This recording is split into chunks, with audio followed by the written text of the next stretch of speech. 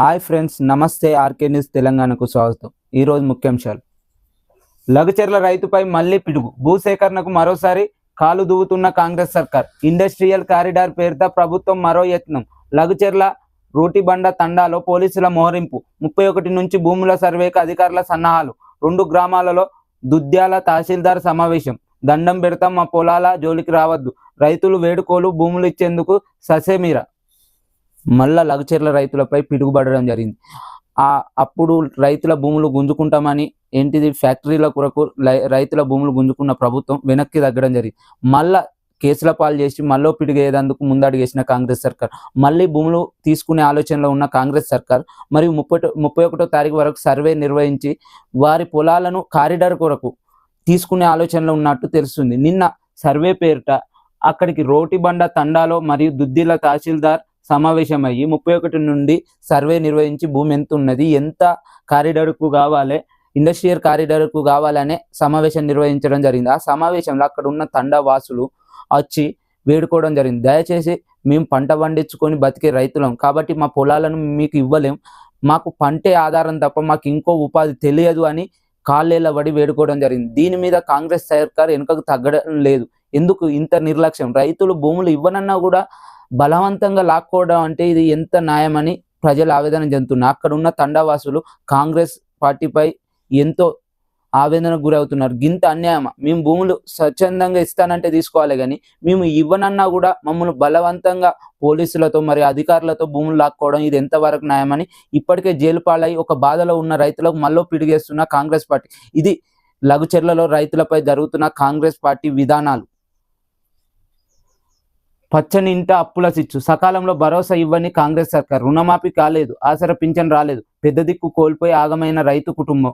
రుణభారంతో ఆత్మహత్య చేసుకున్న సుధాకర్. ఇంటి దిక్కు ముఖం చూపెట్టని అధికారులు.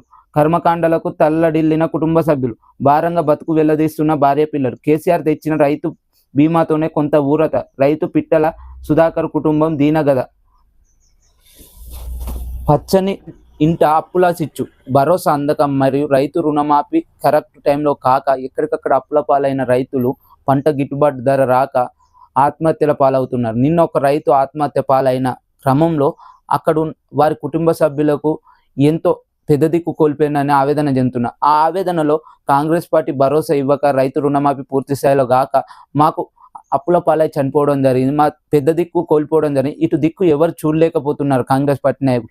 అదే కేసీఆర్ పెట్టిన రైతు బీమా ద్వారా మాకు కొంత 5 లక్షలు వచ్చి ఎంతో కొంత మాకు ఆసరాగా నిలిచిందని అనడం జరుగుతుంది. అంటే గత ప్రభుత్వం చేసిన బీమా వల్లనే మా కుటుంబం ఎంతో కొంత అప్పుల నుండి బయటపడే ఆలోచనలో ఉంది. కానీ ఈ ప్రభుత్వం మాకేం చేయలే, భరోసా మరియు రుణమాఫీ చేయకనే రైతు చనిపోయిందని ఆ కుటుంబ సభ్యులు ఆవేదన చెందుతున్నారు.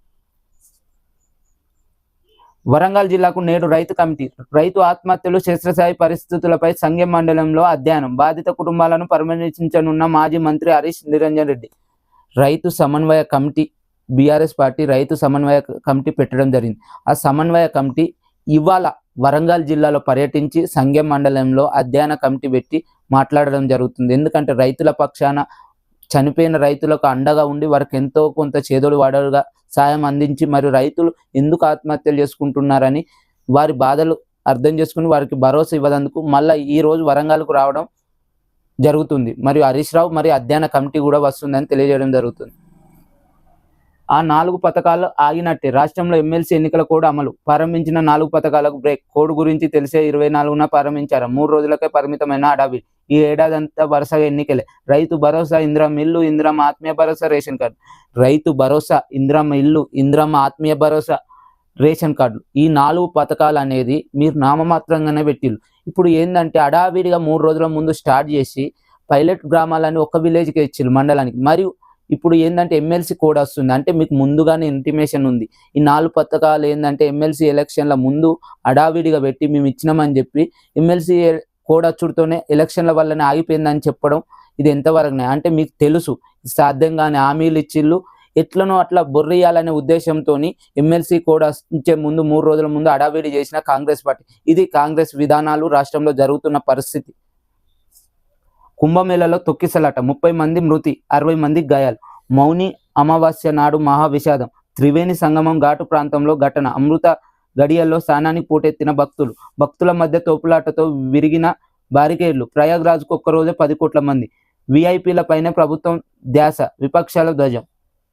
నిన్న ప్రయాగ్రాజ్లోని పుణ్యస్థానం వద్ద అమావాస్య రోజున మంచి రోజు, ఆ రోజు స్నానాలు చేయాలని ఒకటేసారి 10 కోట్ల మంది స్థానాలకు పోవడం జరిగింది. అక్కడ ఏర్పాటు చేసిన బారిగేట్లు అన్నీ తొలగిపోయి అంత దాటిగా జనాలు పోవడం వలన ఎక్కడికక్కడ తొక్కిసలాట జరిగి 30 మంది మృతి చెంది 60 మందికి గాయాలు జరిగాయి.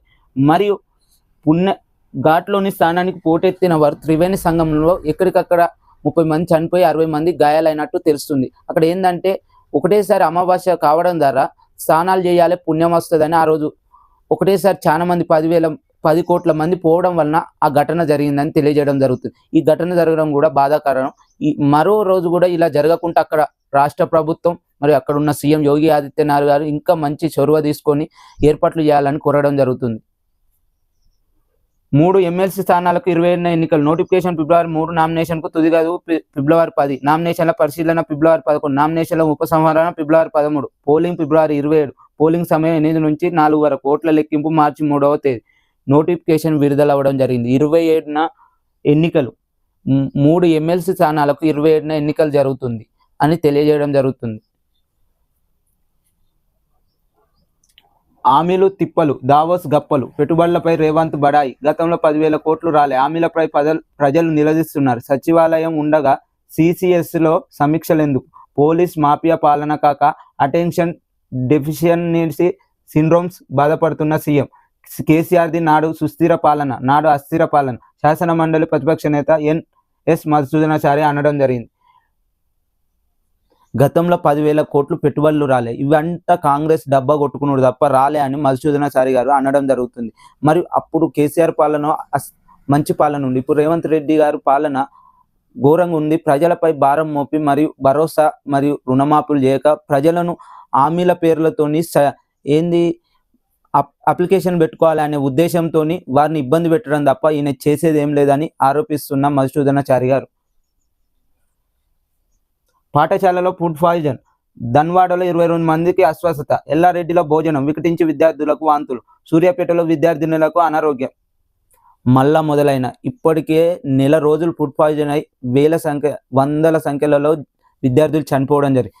కొన్ని రోజులు ఒక 20-30 రోజులు గ్యాప్ రావడం జరిగింది. ఏ ఘటన జరగలేదు. మళ్ళీ స్టార్ట్ అయిన ఫుడ్ పాయిజన్ కేసులు. అంటే ధన్వాడలోని పాఠశాలలో మళ్ళీ స్టార్ట్ అయినాయి. 22 మందికి అస్వస్థత. హాస్పిటల్కు తీసుకుపోవడం జరిగింది, ఎల్లారెడ్డిపేట హాస్పిటల్కి. అంటే ఇంత అధ్వానంగా మారిన పాఠశాలలు గత ప్రభుత్వంలో ఎన్నడూ కూడా ఇలా జరగకుండా ఆర్ఎస్ ప్రవీణ్ కుమార్ గారికి అప్పచెప్పడం జరిగింది కేసీఆర్ గారు. కానీ కాంగ్రెస్ గవర్నమెంట్ వచ్చి సంవత్సరానికి ఇంత అధ్వానంగా తయారు కావడం ఇది ఎంతవరకు న్యాయం? అంటే ఎక్కడికక్కడ బాధపడుతున్న విద్యార్థుల తల్లిదండ్రులు అంటే మొన్ననే అంటే కోలుకోక ముందుకే బాధ నుండి మళ్ళీ 20 రోజుల తర్వాత మళ్ళీ స్టార్ట్ అవ్వడం వలన ఎక్కడికక్కడ ఆందోళన చెందుతున్న విద్యార్థి తల్లులు. దయచేసి ఇక్కడ ఉన్న రాష్ట్ర సీఎం గారు, మీరే విద్యాశాఖ మంత్రి మరియు బట్టి విక్రమార్క గారు, మీరు ఏం చేస్తున్నారు? రాష్ట్రంలో విద్యార్థులు చనిపోతుంటే మీకు కొంత కూడా చలనం లేదా? దయచేసి మీరు దాని మీద చర్యలు తీసుకొని సరైన వసతులు చేయాలి. లేని పక్షంలో ఇంకా ఎక్కువ అయితే రాష్ట్ర ప్రభుత్వానికి ఎఫెక్ట్ పడుతుంది. రాబోయే కాలంలో విద్యార్థిని తల్లిదండ్రులు ఎక్కడికక్కడ ధర్నా చేసే పరిస్థితి వస్తుంది. కాబట్టి మీరు దయచేసి దాని మీద చర్యలు తీసుకొని మంచి వసతైన భోజనం మరి ఇవ్వాలని కోరడం జరుగుతుంది. నల్గొండ గులాబీలకు అభినందనలు. మాజీ మంత్రి కేటీఆర్ గారు నల్గొండ రైతులకు మరియు అక్కడున్న బీఆర్ఎస్ నాయకులకు మహాధర్నాను ఇంత నేను ఊహించని అంతగా విజయవంతం చేసినందుకు మీకు ధన్యవాదాలు. మీ పక్షాన, రైతుల పక్షాన ఎన్నటికీ ప్రభుత్వంపై ప్రశ్నిస్తూనే ఉంటా. మీకు ఇచ్చిన హామీలను పూర్తి స్థాయిలో అమలు చేసేదానిక ఈ నల్గొండ అడ్డాగానే స్టార్ట్ చేసి ప్రతి జిల్లాలో మహాధర్నా పెట్టి రైతు భరోసా, రుణమాఫీ పూర్తి స్థాయిలో ఇచ్చేదానిక పోరాటం చేస్తానని కోరడం జరుగుతుంది. మరియు ఇంత పెద్దగా సభ సక్సెస్ చేసిన అందరికీ ధన్యవాదాలు అని చెప్పిన మాజీ మంత్రి కేటీఆర్ గారు. పాలమూరులో పల్లి రైతులొల్లి. 200 ధర పెంచుతామని చెప్పి మాట తప్పడంతో ఆందోళన. మార్కెట్లోకి రైతులను అనుమతించని పోలీసులు. అంటే రైతుల పరిస్థితి ఇంత అధ్వానంగా జరుగుతుంది రాష్ట్రంలో.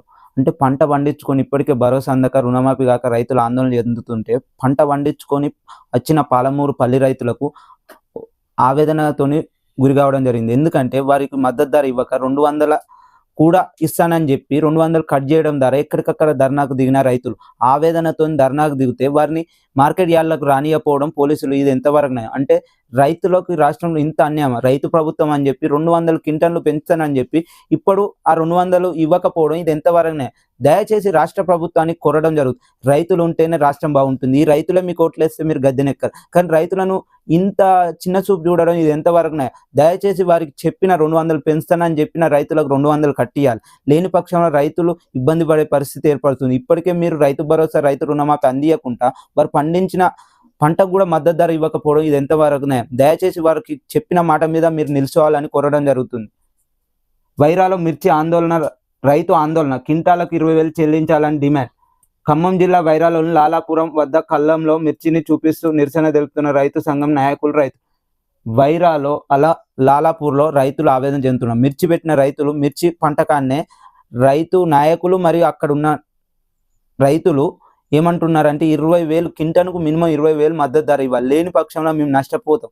ఎక్కడికక్కడ పెట్టుబడి పెద్ద మొత్తంలో పెట్టి మేము మిర్చి తెస్తే మీరు మద్దతు ధర కూడా ఇవ్వకపోవడం ద్వారా మేము ఆత్మహత్యల పాలవడం తప్ప మేము చేసేదేం లేదు. ఇప్పటికే రైతులు కన్నీటి మున్నీటి అవుతున్నారు. ఎందుకంటే వారికి ఏ సాయం ప్రభుత్వం నుండి అందుతలేదు.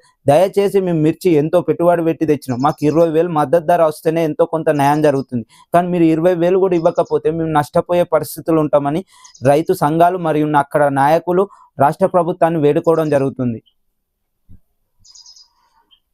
ఖాళీ బిందెలతో ధర్నా. నాగర్ కర్నూలు జిల్లా కొల్లాపూర్లోని 19వ వార్డుకు చెందిన మహిళలు బుధవారం తాగునీటి కోసం మున్సిపాలిటీ కార్యాలయం వద్ద ఖాళీ బిందెలు, బకెట్లతో ఆందోళనకు దిగారు. 5 నెలలుగా నీళ్లు సక్రమంగా సరఫరా కావడం లేదని, మున్సిపల్ అధికారులకు ఎన్నిసార్లు మొరపెట్టుకున్నా సమస్య తీరడం లేదని ఆగ్రహం వ్యక్తం చేస్తున్నారు. కొల్లాపూర్లో ఎక్కడికక్కడ మున్సిపాలిటీలోని 19వ వార్డు అక్కడ ఉన్న ప్రజలు మాకు 6 నెలలుగా కరెక్ట్ నీళ్ళు వస్తలేవు, తాగునీరు అప్పుడు ఇప్పుడు అని ఇస్తూ బంద్ చేస్తున్నారు. కానీ మీరు పూర్తి స్థాయిలో నీళ్ళు ఇస్తలేరని బిందెలతో ఆందోళన చెందుతున్నారు అక్కడ ఉన్న ప్రజలు. దయచేసి మీరు ఇప్పుడే నీళ్ళు ఇవ్వకపోతే కరెక్ట్ వచ్చే ఎండాకాలం ఎలా ఇస్తారు? అంటే ప్రభుత్వం ఇంత చేతగాని ప్రభుత్వం ఎందుకు? అక్కడ ఉన్న మున్సిపాలిటీ అధికారులు చేత కాకపోతే రాజీనామా చేయాలి. కానీ ప్రజలను ఎందుకు గోసపెట్టుకుంటున్నారని అక్కడ ప్రజలు ఆగ్రహానికి గురవుతున్నారు. బిల్లులు రాకపోతే ఆత్మహత్య చరణ్యం. తెల్లరాళ్లపల్లి జీపీ వద్ద మాజీ సర్పంచ్ ఆందోళన. రాజోలి మండలం పెద్ద దన్వాడలో రైతులు చేపట్టిన రీలే దీక్షలో మాట్లాడుతున్న ఎమ్మెల్సీ చల్ల వెంకట్రామరెడ్డి. చిత్రంలో అలంపూర్ ఎమ్మెల్యే విజయుడు. అక్కడ ఉన్న ఎమ్మెల్సీ చల్ల వెంకట్రామరెడ్డితో మాట్లాడుతున్న అక్కడ ఉన్న సర్పంచ్ పూర్వం అధ్యక్షులు, సర్పంచులు మాకు కనుక మీరు పెండింగ్ బిల్లులు సకాలంలో ఇవ్వకపోతే మాకు ఇప్పటికే మేము అప్పులు తెచ్చి పెట్టడం జరిగింది, ఆ అప్పులకు అప్పులు అవుతున్నాయి. కాబట్టి మీరు సకాలంలో మాకు చెల్లించకపోతే మాకు ఆత్మహత్యల దిక్కు తప్ప వేరే ఆలోచన లేదని నిన్న చెప్పడం జరిగింది. ఇలాంటి మరెన్నో వీడియోస్ కొరకు ఆర్కే న్యూస్ తెలంగాణ సబ్స్క్రైబ్ చేయండి, షేర్ చేయండి. మీ సపోర్ట్ ఎల్లవేళలా మాకుంటే మరిన్ని మంచి మంచి వీడియోస్ జనం కోసం ప్రభుత్వాన్ని ఎప్పటికప్పుడు ప్రశ్నిస్తామని కోరడం జరుగుతుంది.